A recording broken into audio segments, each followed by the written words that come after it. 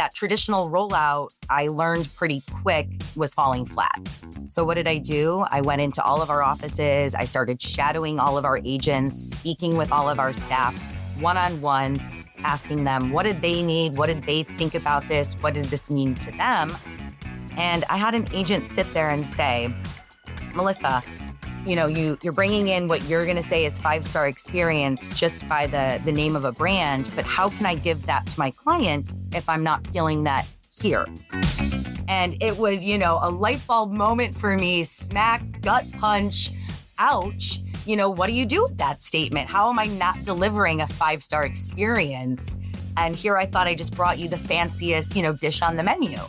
So I sat back and we kind of re-strategized. Didn't say we were going to stop the rollout and not move forward, but we pivoted. Welcome to How I Made It in Marketing from Marketing Sherpa. We scour pitches from hundreds of creative leaders and uncover specific examples, not just trending ideas or buzzword-laden schmaltz, real-world examples to help you transform yourself as a marketer. Now, here's your host, the Senior Director of Content and Marketing at Marketing Sherpa, Daniel Burstein, to tell you about today's guest. I love Delta Airlines. It's my favorite airline. Please understand that when I tell you this. Okay, when I was a kid, their tagline was, "We love to fly and it shows." I would see it on TV ads. I would see it on giant posters in the airport. And then I would get on the plane. And even as a kid, I could tell the people working on the airplane, they're not the ones that wrote the jingle. So I love this lesson from a podcast guest application. Your brand is only as strong as your frontline experience. Here to share the story behind that lesson, along with many more lesson-filled stories, is Melissa Archer-Wirtz, the CEO of Century 21 Circle. Thank you for joining me, Melissa. Thank you, Daniel. I'm thrilled to be here with you today. All right, before we jump into all your lessons and stories, I want people to understand who I'm talking to. So quick look at Melissa's background. Just picked a few interesting previous roles of her many. She's been Senior Director of Operations at Compass and the COO at Jameson Sotheby's International Realty. For the past 2 years, Melissa has been at Century 21 Circle. Century 21 Circle closes nearly $2 billion in annual residential and commercial sales. And Melissa oversees the operational and growth engine behind over 1,000 agents and more than 100 staff across 4 states. She leads strategic initiatives spanning recruiting, retention, M&A, brand development, and the expansion of their full service platform, including real estate, title insurance, and property management. So, Melissa, that's a pretty big portfolio. Give us a sense. Just a few things. Yeah. What is your day like as CEO handling all that stuff?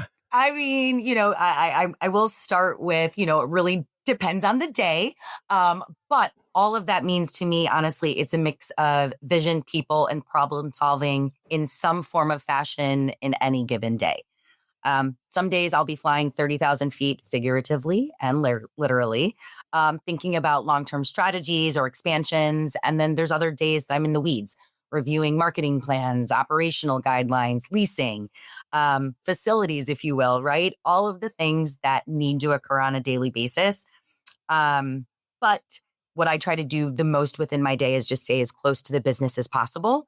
And usually that's talking to people. So talking to my agents, talking to my staff, finding out what's really going on, on the streets, if you will, boots on the ground, because I learn a little bit more from that than a dashboard, even though the dashboard is important. So I say my job really every day is to remove roadblocks, set the pace, and just make sure everyone is feeling seen and supported in what they do. Well, the great thing about talking to people is then the dashboard makes sense, right? So Exactly. We can see all these numbers. Yeah.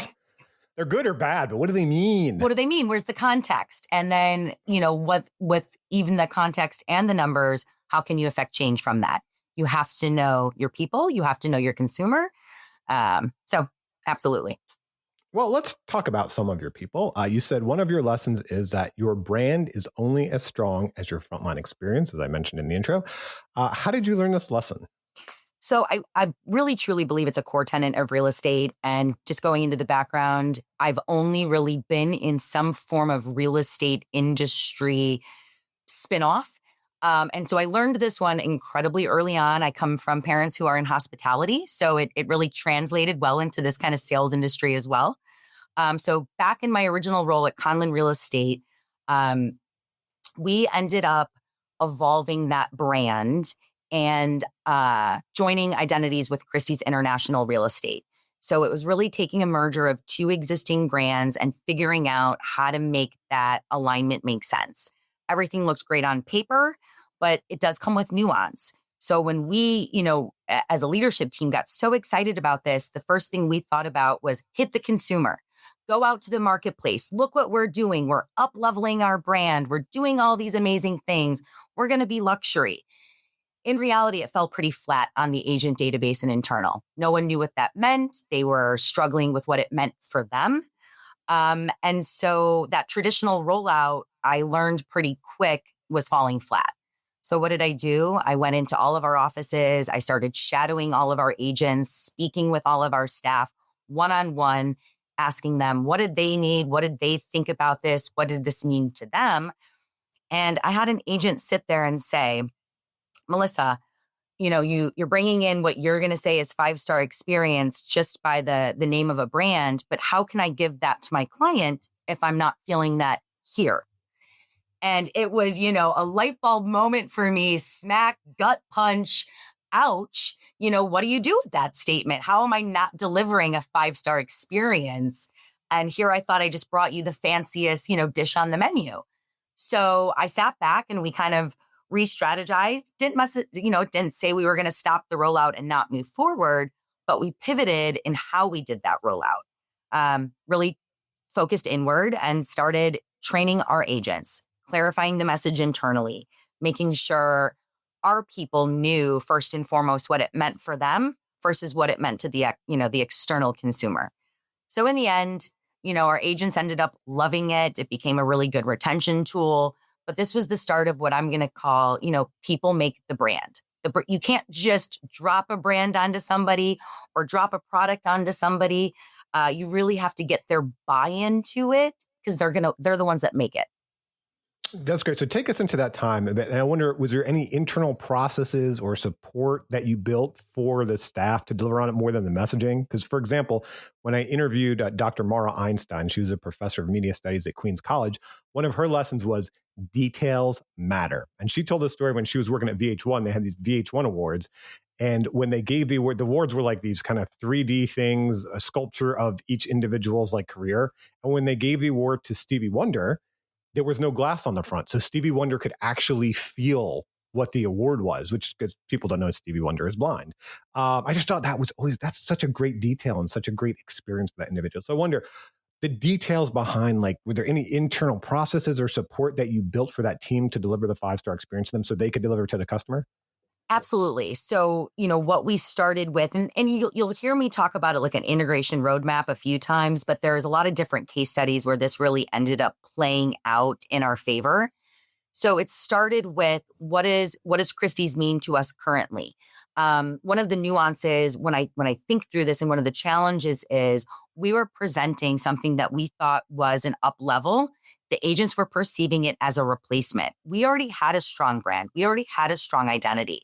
So we had to come in and explain to them, whether it was through trainings, whether it was one-on-one sessions, whether it was flying in Christie's top execs to see how it could only enhance, not replace what our original identity was.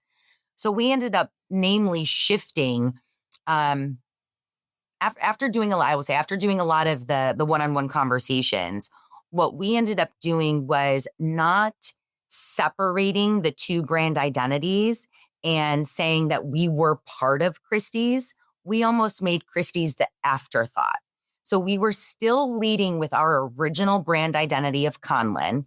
And then it just came this little support lever that it gave the agents an optionality, which gave them in turn more control of their quote unquote destiny or their desire of liking the brand. So what we learned in that was not forcing it and making it the front runner, but almost giving it that kind of, second tier supporting seat. And it reversed where we had thought it initially. Our mind was we would lead with the Christie side. So in reality, it was just flipping, if you will, in how we presented it to the agents and didn't really force it on them versus gave them the option to dip into it if they wanted. So they had the choice about which brand to lead with themselves? Correct. Oh, nice. Also, I saw, when we talked about your large portfolio, I saw recruiting was one of the things. And I wonder, so when you're creating a five-star experience for the potential customer, it's not only serving your frontline team, but it's getting the right frontline team. And I wonder if you have any tips on how you do that. Because one thing I've seen in your industry, I'm not in your industry, but there's all these reality shows like Million Dollar Listing, and all these type of things. And I don't know if they're an accurate representation or not, but I got to think it's TV. So it never is. So I just wonder, when you're recruiting, and maybe you only recruit experienced people, I don't know, but when you're recruiting, like, what do you do to set up like an honest promise and give them an idea of what they're getting into and get those right people for the front line? Absolutely. So I would say from a frontline experience, right? So what I'm looking for when I'm hiring or training frontline in how to handle or manage agents and or even recruit and retain agents, it really comes down to attention and recognition. And that can be seen across any industry. Everybody likes some form of attention and recognition. Within the real estate brokerage sphere, it's incredibly competitive. It's incredibly saturated. Everyone, thanks to a lot of these TV shows, thinks real estate brokering is incredibly easy or glamorous and fun, and you're going to make millions of dollars. By the third commercial break, right. it's all solved, right? It's Yeah. totally. In reality, it's dog eat dog. You are Yeah. hunting your kill on a daily basis. And so if you understand the emotional side of what it is to be a real estate agent and can empathize with what their struggle is, you're 90% of the way of making that agent feel supported. Most of the brokerages out there, if I'm going into a recruiting appointment, it has nothing to do with what are my tools and systems and bells and whistles, because in reality, I think we all have some version of the same thing that we are selling.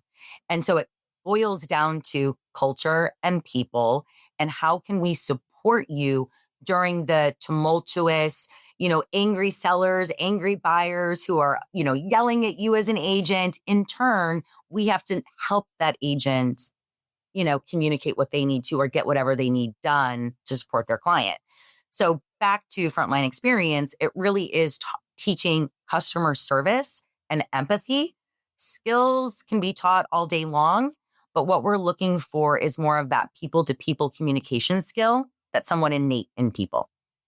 Well, the real estate industry has seen a lot of change. All of our industries have seen a lot of change, and change management is so important there. Or, as we mentioned, organizations can see a change. Mm-hmm. One of the lessons you mentioned is change management isn't about being right; it's about being clear.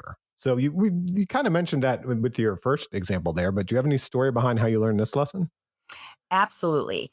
So, I mean, I would say I learn it repeatedly. Number one, this is something that we're going to be seeing and doing, at least in my world, quite often. But one that rings really true, very visceral, was during my tenure at Jameson Sotheby's. So it was and is. It's a luxury brand. It's a place to be, and you have to create a lot of additional, bells and whistles and tricks and enhancements for your agent database and their consumer. So one of the hardest kind of situations we looked at as a team was that we made the decision we had to double our annual fees for our agents, as well as some, we had to increase some consumer facing transactional fees.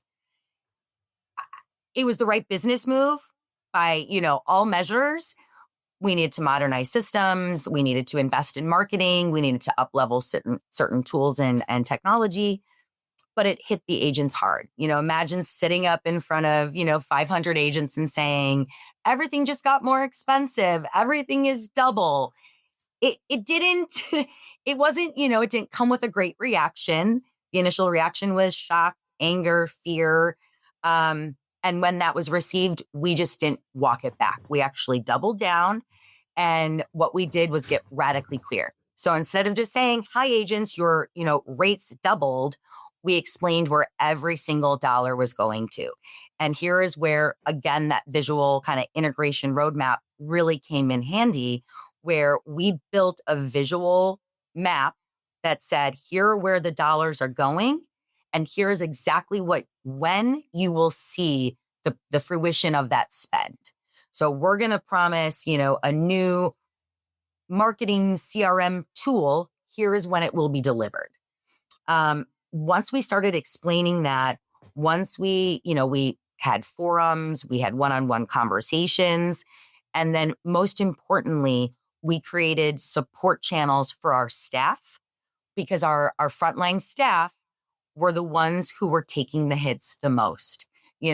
As we all might think that the top leaders were getting the angry calls, it was everybody else that got every angry slight, dig, comment.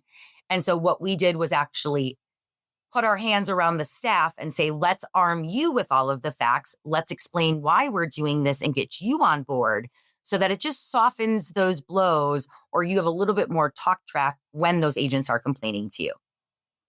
At the end of this, we started seeing the value actually hit. So some of those promises that we made come to fruition. And over time, all of those kind of angry naysayers, some of them really actually became our biggest advocates. They saw the value.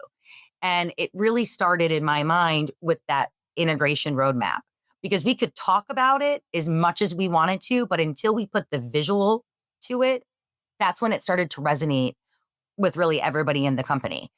And I'm happy to say that we maintained probably about 90 to 95% retention during that time, when you could have assumed we would have lost a lot of agents when we said your bill just doubled.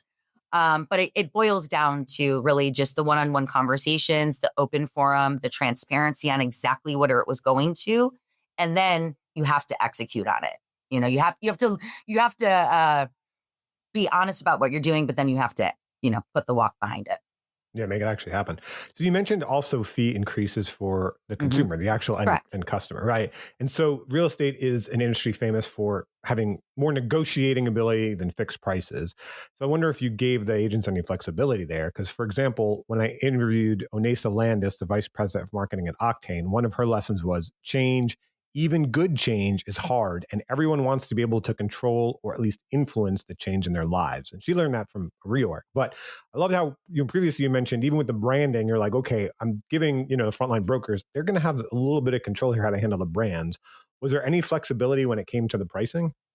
So I would say, and without getting into too many crazy, legalities or nuances that I probably shouldn't, but sure, yeah.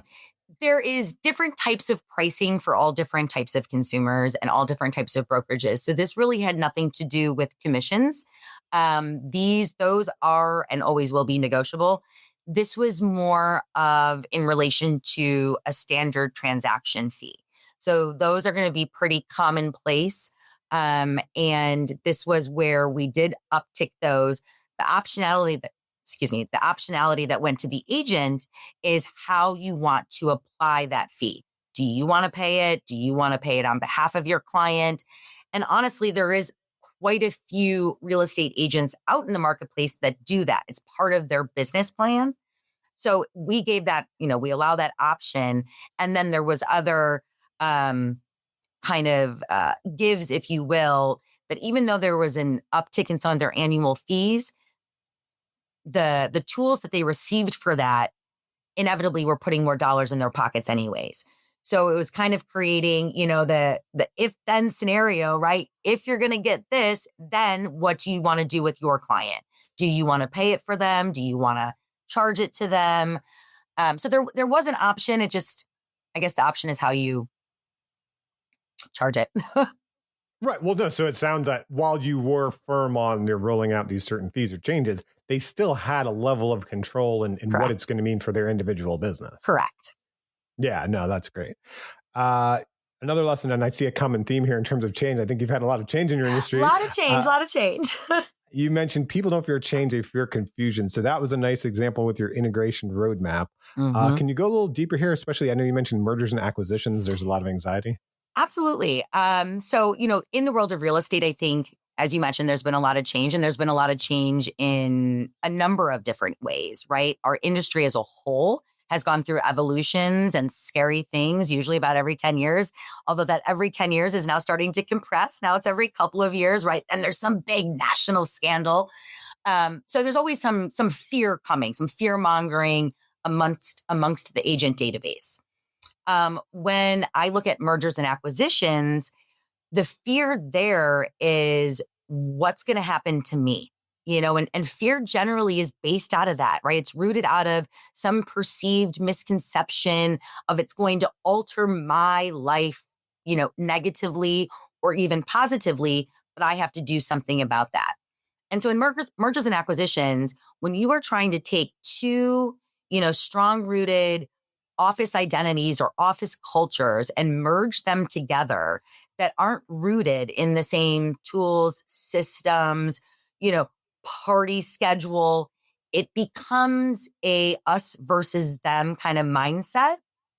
And so when I was back at Conlin, what I learned really early on, and this is kind of a little shout out to two people, Sean and Benji, they were masters of change management.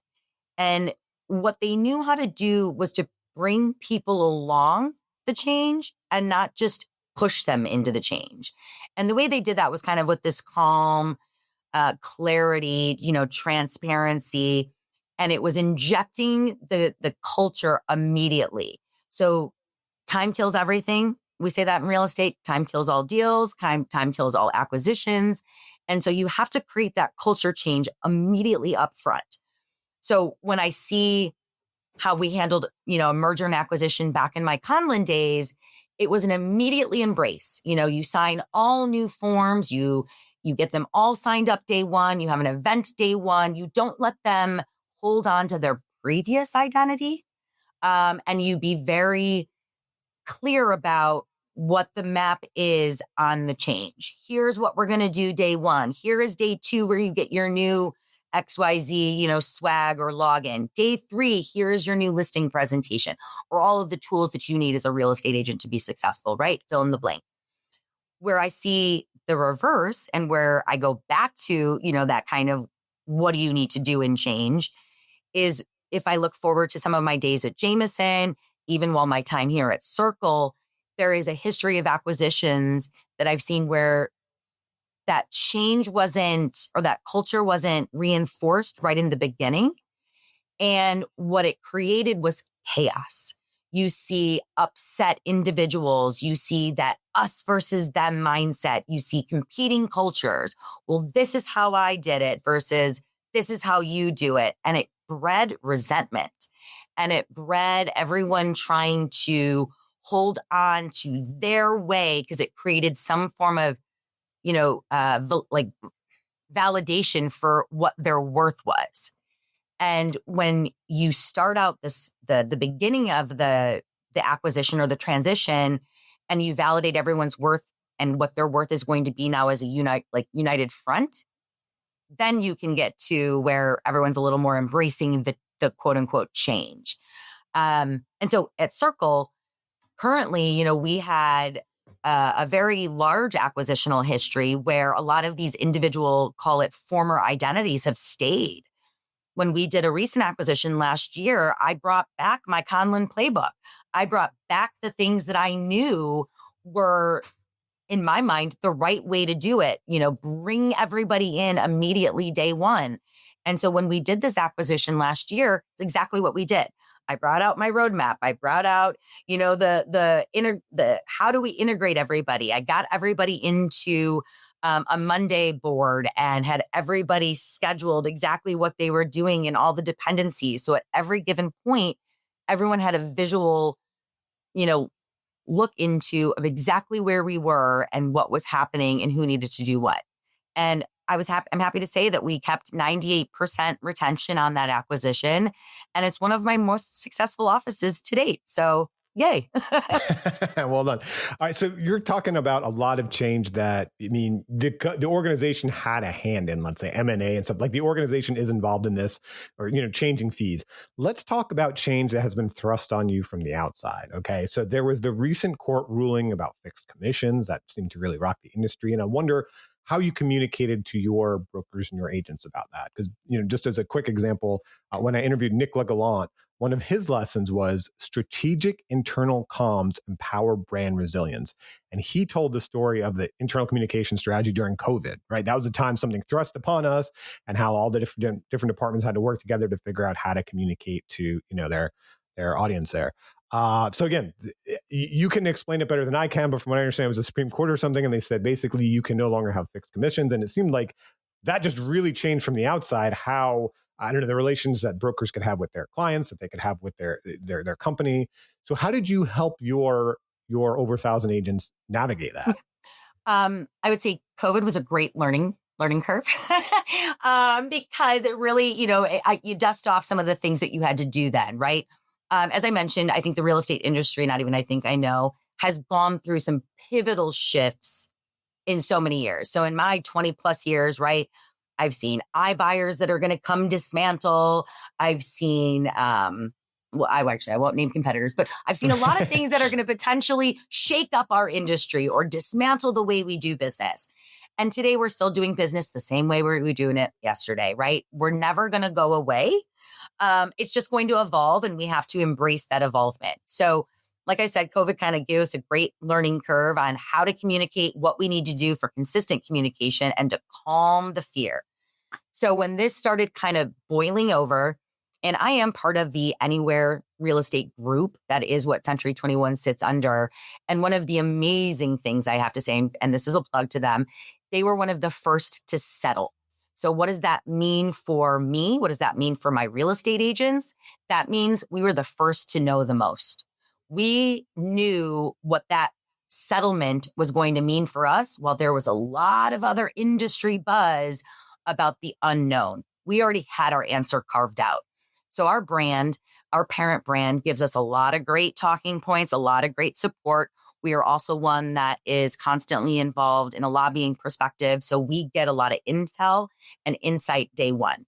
And then I, in turn, cut that into layman's terms. I try to simplify everything possible to exactly what you need to know, what you need to not pay attention to, what is just noise, and then what you need to be able to tell your consumers, right? And so I would take all the crazy court documents and all of the salacious news, and I would boil it down into a little one-page email that was called NAR Noise, and I sent it out on a weekly basis, and it just demystified it for people, right? Like, I feel like if you just name the beast and talk about it, it makes it a little less scary. So we were sending out weekly communications, and then I would host about probably every month, unless there was something new and salacious that we had to address quickly. Every month I'd get on a town hall and I'd talk about it. And I'd give them scripts and I would give them talking points, and so that they could calm themselves and then in turn calm the clients. And it sounds like give them some feeling of control in the situation. Exactly. Exactly. So, and was there any specific messaging you remember that resonated most? And when you mentioned NAR News, I assume you're referring to the National Association of Realtors. Correct. Sorry. Yeah, sure. No, and some of the best messaging I've seen from this comes from the National Association of Realtors to consumers. They put out these big ads. You might have seen these in the Wall Street Journal, New York Times, these full page ads, and they said, hey, now you can, I guess, pick and choose what realty services you want. Well, just so you know, here's like the 118 things that your realtor is doing for you for one commission. And I thought, when we talk about, your previous lesson, you talk about the roadmap, you talk about people don't fear change, they fear confusion. That was a just beautiful example of using transparency. I don't feel like there was a lot of hype in it. It was just, they're like, here's what's going on that you don't realize. And so I wonder, can you think of any of this type of messaging that you are able to use internally to help them navigate and figure that out? It was, so we've had two different things. We've had, the very first one was like NAR, DOJ, Department of Justice. And this was about the commissions. And this is where they decoupled commissions, right? Seller versus buyer, and the transparency that goes alongside it. The one thing to note with it, and why, I didn't necessarily have to give too many kind of isms, if you will, to my agent database, is not every state operates the same way. So a lot of states were already decoupled. A lot of states already had forms and situations like this. So it wasn't an insane flip. It was a flip for me in Florida, not as much for me in Illinois and Indiana. With that said, it was just about calm. And what I tried to create was, I am the only voice you need to hear. Ignore everything else. And what I'm telling you is that real estate's not going to be dismantled. And that's all they were concerned about. The agents really felt that, how do I explain a buyer's agreement when I've never had to? And what does this mean? Am I never going to make money? So they didn't care about any of the details. It was about calming them that their industry wasn't going to be obliterated overnight. And what did I do? I went back to all of the previous examples of things that they thought were going to obliterate us. Y2K, it was going to be our end, right? Yeah. The start of the internet was going to be our demise. We're still here. So that's all it really was. There was no aha moment. There was no aha statement. It was just reinforcing, you guys got this, and here are your bullet points. So I don't know. I wish I had like a golden nugget to say. I think there is a golden nugget there that in times of change, people want a voice they can trust. And that's what leadership is, right? In times of change, it might be like, look, the water's choppy, but we've been through this before and I see where we're going to go. Let's get there. So I like what you're saying there. All right. We talked about some lessons from some of the things Melissa built. In just a moment, we'll talk about some of the lessons from the people she built it with. But first, I should mention that the How I Made It in Marketing podcast is underwritten by MECLabs AI, the parent company of Marketing Sherpa. You can get conversion-focused training from the lab that helped pioneer the conversion industry in our AI Guild and a community to collaborate with. Grab your free 3-month scholarship to the AI Guild at join.meclabsai.com. That's join.meclabsai.com to start getting artificial intelligence working for you. All right, let's talk about some of the people that you collaborated with in your career and things you learned. You briefly mentioned Sean earlier. That is Sean J. Conlon, a real estate entrepreneur. And from Sean, you said you learned that culture is built through relationships, not policies. How do you learn this from Sean? Sean and I worked together for a very long time. He was the person that really gave me my real first shot in this business world. Well before I had a resume to justify it, I can tell you that. I was pretty young. I was relatively inexperienced, but he saw something and over time really gave me the space to grow and evolve and shed my skin, time over time over time. During my tenure with him, I think I had probably 5 or 6 different roles throughout as we scaled businesses up and bought businesses and just shifted. But one of the things that I really learned from him is that he led by presence. He was not the policy guy. That was probably me. I was more the rules lady, but he led by presence. He built loyalty through personal connection. He showed me, early on that it's one relationship at a time. And one of the things that he used to say was, every agent is a coffee away from leaving. The flip of that is every agent is a coffee away from staying. Right. And so how do you create that culture? How do you create that relationship build? It's talking to every one of your agents, finding a relatable point, humanizing with them, getting down in the muck with them. He wasn't about the rules. It was all about energy and being magnetic and knowing the agent pain points and how to explain that and break it down to them to give them something to utilize. So he was a really good, inspiring motivator, and people were drawn to it. So it was this magnetic energy and learning about how to break down not sexy things, it's just real estate transactions, but making them fun and punchy and providing a space for people who are really being drugged through the mud every day. Like I said earlier, this is a dog-eat-dog world, and providing an outlet for them that they didn't have to watch their back, against somebody in their office. It was a safe zone. It was a collaborative zone. So it was just, I learned that you have to build a culture with the people. This kind of goes back to the people are the brand.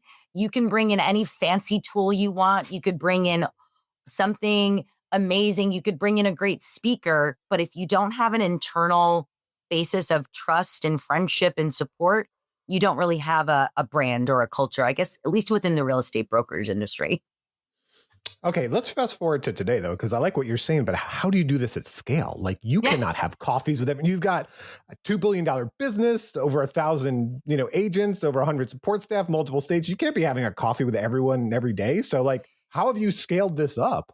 you've got to try to have everybody have that same mindset. So, no, I can't have coffee with 1,000 agents every day. It's impossible.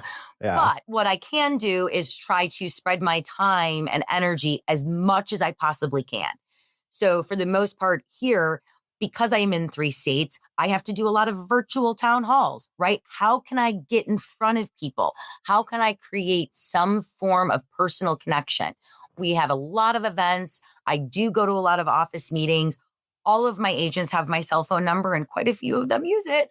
And it's because I want to create, there's no barrier, and the end of the day is I'm not the only one that's helping run this organization. I may sit here, but there are hundreds of people in my support staff that are all emulating and doing the same exact thing that I hope that I'm telling them to do. I want you out there having coffees every day. I want you, out there meeting with people. We empower every single one of our managers with what we call kind of flex spend or discretionary spend. And we give them a monthly healthy budget. And it's the one time that I say, I never want to see that under budget. This should be toeing the line, spend the money. It's meant to go out and, can you hang with your agents, take them to coffee, take them to lunch, take them, get them a postcard, do something. And that's how you create the relationship. It can't just be all on me. Yeah, that's like an internal version of the Ritz-Carlton to me. They're famously Yeah. ladies and gentlemen serving ladies and gentlemen, and they Exactly. have, right, from what I understand, they each have a discretionary budget up to a certain amount. If a customer has a problem, just solve it. Just solve it. Just solve it. The Here's your gold budget. standard. It's a great book. Yes, exactly. Ties into your next lesson. Your integrity is your most valuable asset. You said you learned this from Rick Dalton of Newman Homes. How did you learn this from Rick? So I think this is when you were on the actual home building side Correct. of the real estate industry, right? Correct. Yeah. So this is where I very first started. So even though I say Sean gave me my first, real, I guess, shot, Rick actually really gave me the first one. So I started as a temp with him, and then he said, "You know what? Go finish school, and I like what you're doing. So we're gonna teach you. Come back." So I came back, and he did. He got me into new construction. I was learning things from the ground up. New construction. You can have some not integrity driven people that might be building the foundation of your home. And I had to learn through him or see through him how he handled a lot of these, call it construction complaints, construction crews, and how to make sure that what we were selling was matching the product of what we were saying we were selling, right? And then how to handle customers. But most notably, what I will say is this was very early on in my career. So it was at the start of the economic downturn. So it was pre-2008, and it was pre some of the big cursors, but they must have seen what was going on. And so, I equate it to a duck. I'm sure their feet were going crazy, crazy, crazy underwater, but he had this calm, steady approach, and his feathers were never ruffled, never raised his voice, but his command was there in the room. And the one thing he said, because there was a big shakeup, lot of, all of a sudden, everyone thought we were getting raises and new careers. And there was this huge mass layoff. No one saw coming. And what he said, and he wasn't part of the layoff, but what he said was, because we were all thinking we would, it was impending. If I did my job right, you won't notice my departure. And to me, that kind of screams integrity, because he is building something and doing something that has nothing to do with his ego. And it's all about a long-term love or play for the business. And if he's not here, his footprint will still be here. And I shouldn't miss him, because what he's done is so fabricated into the footprint. And so I use that, and I think about that kind of everywhere I've gone since, or in every tough conversation. It's just about being honest and doing the right for the company and not what's right for me. Yeah. So when you talk, first of all, I love that. I think we all love what you're saying. When you talk about integrity, when I think of the real estate industry, one of the biggest things I think of vendors and partners and referrals and those types of things. And I wonder if there's any vetting you learned from Rick. I mean, for example, when I interviewed Michelle Burrows, the CMO of Splash Top, one of her lessons was make sure you have the right partner for what you want to do. And she told the story of doing this dimensional mailer or sending these like little plastic guys. And, she asked the partner, like, hey, can you do this? And they're like, well, we've never done it before, but we could try. Well, it ended up being they sent it in the summer and all these little plastic guys melted. They didn't have the right partner. And so in the real estate industry, you think about there's so many different vendors, partnerships for the home builder, it's the subcontractors, but for the real estate agents, it's mortgage brokers, it's home inspectors, it's all these things. And you always wonder as a customer, am I getting this referral because this is the best person, there's a working relationship, or is there a monetary incentive to pass me along as a lead? So I wonder like how you navigate this, Melissa. Is there anything you learned from Rick and how you work with subcontractors, or how you yourself navigate that with integrity? Yeah, I would say one thing that I learned with Rick, and honestly, I learned it probably even subsequently in some of my Jameson days, is to move fast. So lesson from Sean, gut always wins. And then lesson from Rick and Jameson is you move fast. So you couple those two things. And so the vetting, vetting is vetting. Lip service is lip service. Everyone can talk a good talk, especially in this world, right? We're all trying to woo something from somebody. So actions speak a lot louder than words. And if your gut says this is good, trust it. If your gut says, I got a hinky feeling, you might want to put a pause on it.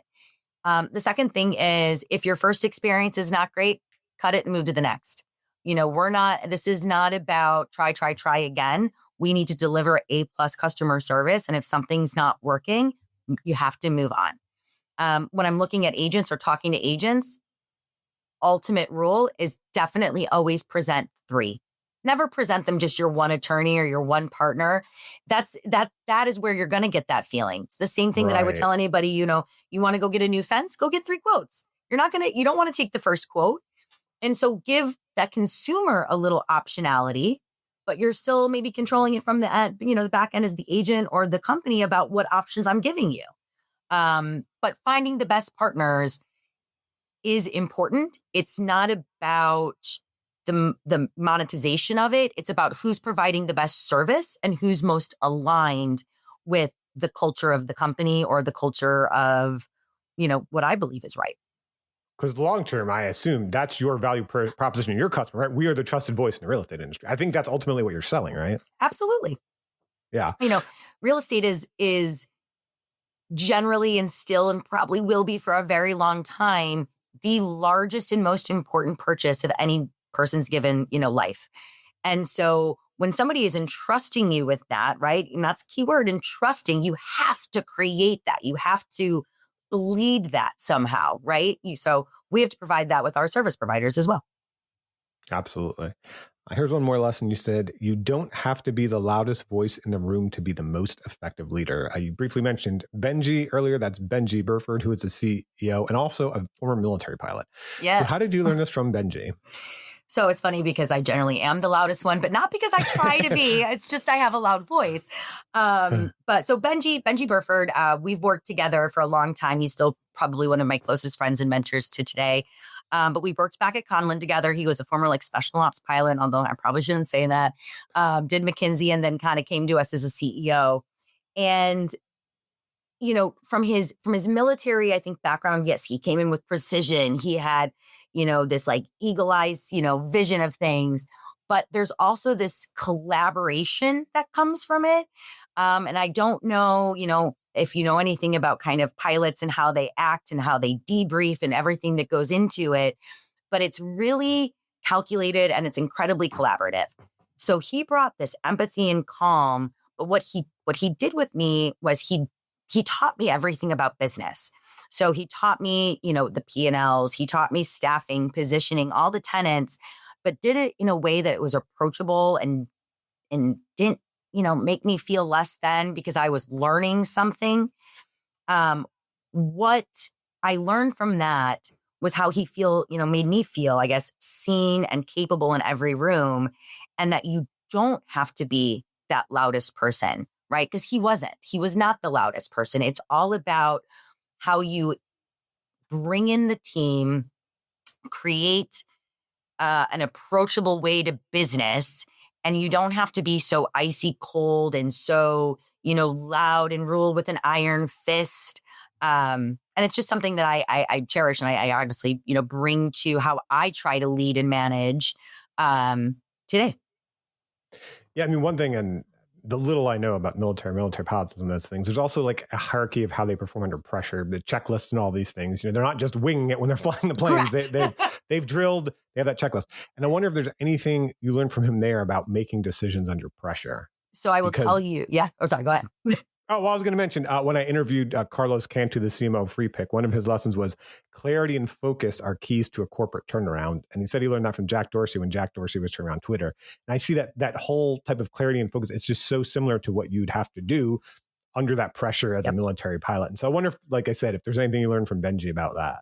So absolutely, yes. And actually it's funny because I don't know if you may or may not be familiar. There's a book called Traction. And I think one of these lessons that Benji taught me very early on is like a foresight to what I do in Traction now. But they're very, like you said, Air Force and military is very, checklisted, if you will. And there is this story where he said, Melissa, there is like they write on the propeller, do not walk into moving propeller for a reason. Okay. And, it will always stick with me.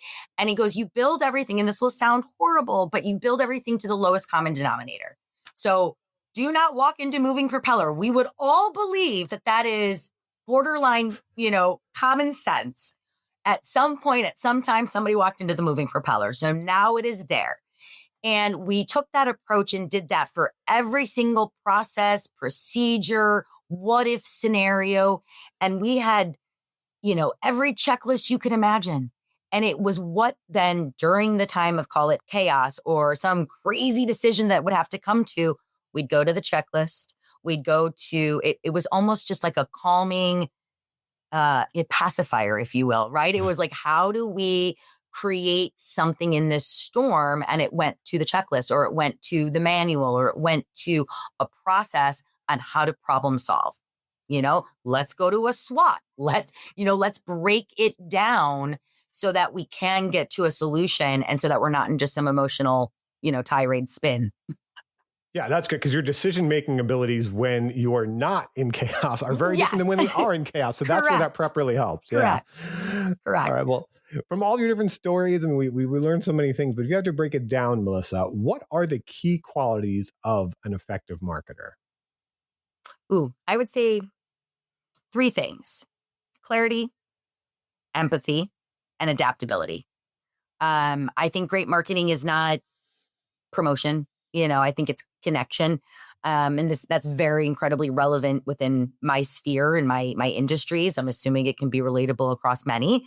But I think those 3 is what drives it home. I think if your message is clear and it's relevant and human, you're going to win more. You're going to win more customers. And that's what's going to create your brand.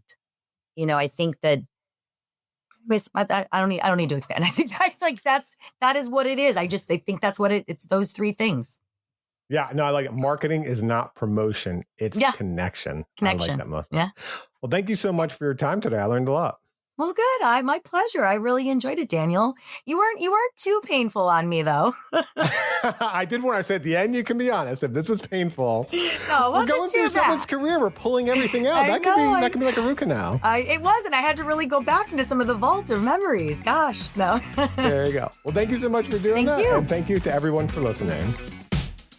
Thank you for joining us for How I Made It in Marketing with Daniel Burstein. Now that you've gotten inspiration for transforming yourself as a marketer, get some ideas for your next marketing campaign from Marketing Sherpa's extensive library of free case studies at marketingsherpa.com. That's marketingsherpa.com.